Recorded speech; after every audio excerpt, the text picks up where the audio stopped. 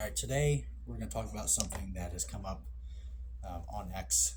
If you follow me on X, you probably might have seen me engage in conversations like this. And it has to do with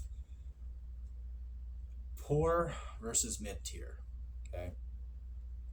And what I mean by that is I have been fortunate enough to make more money over time. I started out making about 24,000 a year. Now I make over 60. So I have a little bit more disposable income to use on this hobby. So, because of that, I've been able to buy nicer things for this hobby. Now, because of that, I've been able to notice a lot of the differences and a lot of the problems and a lot of the good things between poor and expensive. Well, expensive relatively. So let's say mid grade. Okay, a lot of that can be illustrated with lights. Okay, rifle pistol mounted lights. There's tons of them out there, lots of different manufacturers. So let's get into that real quick. Try to not make this super long. Okay, this is an older rifle light that I have. Okay, it is a Streamlight Pro Tac HLX Pro. Okay, now when I bought this, I thought this was a great light. This is the best thing since sliced bread. Okay, so I'm gonna turn it on. You already see it's flickering. Okay, it's not because it's dead. This light sucks. Now let me tap it. Oh,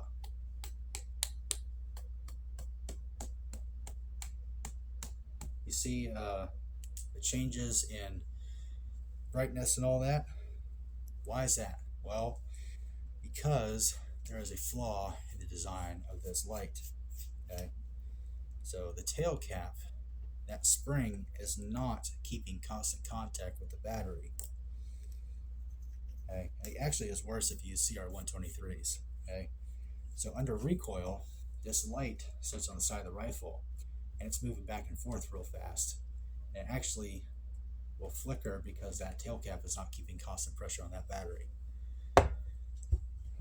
Now, contrast that with a light that costs about the same amount. These are both around $200. This is the Streamlight RM2. If you can see that on there, RM2. I think that stands for rail mount. Okay, watch this.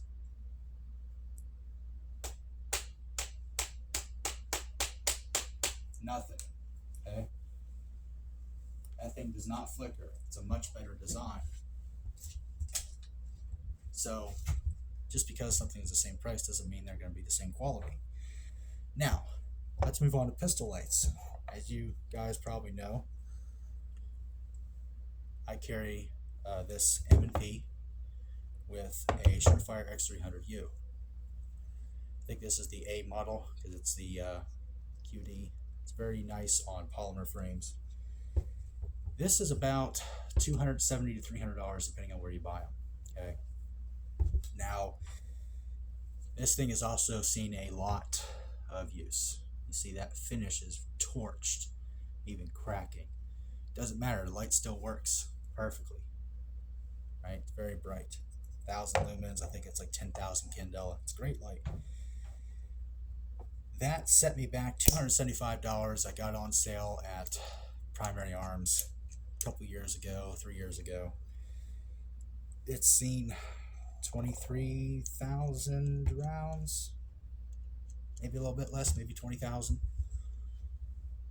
The light it replaced is this Olight Balder Pro. Now, why did I buy this? Because I was poor and stupid. But it looked like a Surefire X300, and I figured, well, do I need to drop the $300 for this when this thing's the same shape and does the same thing? Well, just as good, right? It's not just as good. It actually sucks compared to the Surefire. Okay, it doesn't have the same type of mount It's not polymer on polymer. It's whatever, Chinese melted beer cans they make these things out of with a QD, right? Sounds awesome. Sounds like it'd be much more stable, right? It's not. You drop this gun, this thing will pop off, right? Another big problem, as you can see, the Surefire has this plate inside there. This is actually the universal rail, which is the Glock pattern, right? Now, why am I using a Glock pattern rail on the Picatinny rail? It's on this M&P. Well, I'll show you why. That's a perfect fit. I don't know why that is, but I tried the Picatinny rail on this thing. Didn't want to fit. It was too small, or it was too big. It was sitting just like a millimeter too far forward. It was trying to bend the light upwards. I'm not doing that. Surefire also puts this little gap here, which is coincidentally, I think that's almost the width of electrical tape, which I should use that instead of white duct tape.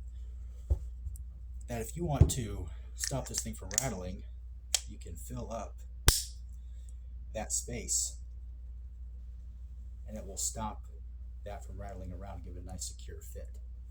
Okay, so that's what you get for $275. You get CR123 batteries, you get a lot, I think an hour and a half of battery life, you get very nice switches, right, up and down, either way, and momentary on and off by pushing. Okay, very, very nice light, and very durable as well.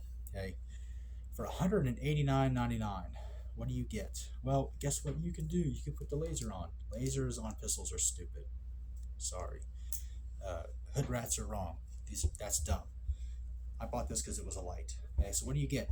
You get no batteries. You get the magnetic recharging. By the way, it's broken. It won't recharge ever again. Damn, that sucks, right? You also get this metal recoil lug in there. Okay, it sounds like a great thing, right? It sounds awesome. Okay, guess what? These little screws, they snap, they break. This is the last two sets I have. Actually repaired this. I found two more screws, put in there. I came with it just so I could film this video. Okay, so this thing was actually broken. And as another thing you can see, I don't know if you can make that out, the QD is actually gouging out the body of the light right there. That's how soft the metal is on this thing. So you can't change the batteries. If that charging port breaks, you can't charge the light. It's not as bright, 600 lumens instead of 1,000. The switches aren't as nice. There are these buttons on the side. So that's constant, momentary. It does give you strobe. I'm not going to point at the camera, but you do get strobe. That's kind of stupid and useless. I don't care for strobe lights on pistols. It's kind of silly. I mean, you're already pointing 1,000 lumens at somebody and burning their retinas out. What do I need to strobe them for? And you get much poorer build quality and design. So for $100 more, you're getting a superior product in every single way. That's what's important here. Same thing with ARs, right? We've seen how nice the quality of that CMMG is. You know, how well it's held up. You know, the parts it came with, the parts I've added. Reliability wise, it's good to go as far as I'm concerned. You know, it's a very nice rifle. This is the lower from my old Bear Creek. Bought this years and years ago when I was again poor and stupid. I wanted an AR-15. I wanted it right now. So I bought this. Why is that a problem? Well, their bulk carrier group lasted 750 rounds. And that's it. This CMMG has 3,000 on it, some of it full auto, and it looks just as nice as when they made it. Just normal wear on it. But it functions just the same. It doesn't feel any different from when I just bought it to when I'm putting, when I'm taking that bulk carrier group apart, it feels exactly the same as when I got it, half a year ago. So keep stuff like that in mind too. That CMMG is twice the price of this Bear Creek. For twice the price, you're getting infinitely more reliability, build quality. When you put the Bear Creek upper on this thing, it wobbles around like crazy. They are not very tightly fitted. You pick up this, you pick up the CMMG, right? Not only are the pins nicer, right? It's even dimpled. I don't know if it's gonna make out quite easily, but that's a dimpled pin right there. In here, that's great, right? Not only are these pins way nicer to pop in and out, and easier. There's almost no. Let me use the pistol grip so I can actually feel it. It wobbles a tiny bit, but it is very, very little. Okay, that right there is indicative of the superior build quality and adherence to specs that CMMG is going to sell you for $800. That Bear Creek can't for $400, right? So when you buy something, instead of getting that instant gratification, what we have to do, save up. Hey, just because that Taurus G3C is sitting on that shelf for $300 doesn't mean you should get it. Save up another 350 bucks. Get an M&P or a Glock. You know, you can get a 43X for like 500 bucks. They even come with 15 round steel mags now, made by Glock. There's no reason not to get a 43X if you want a small carry gun. You know, this hobby, this money sink that we get into, at some level, everything that we buy, we are using as a defense for our life, right? Every single firearm that I buy for serious use, I would expect it to save my life if I absolutely had to.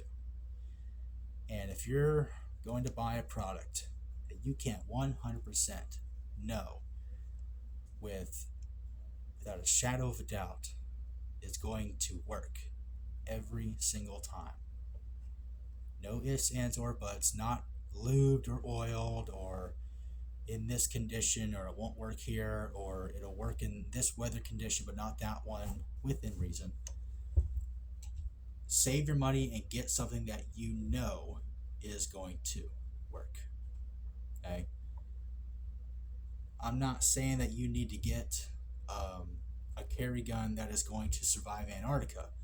I'm saying that you should be able to take a 2-hour walk in 32 degrees and your gun work. I'm saying that you should be able to go a month without lubing your gun and it work. I'm saying that your AR should be able to sit in a safe for 3 months and work as soon as you rack that round in the chamber. I'm saying that your holster should be nice enough that when you draw, it doesn't come off your belt with the gun. You know, all these things matter, and a lot of these things will cost you a little bit more money. But we only have one life. You can make more money. Spend that little bit extra for that mid-grade option at the very least. And get that peace of mind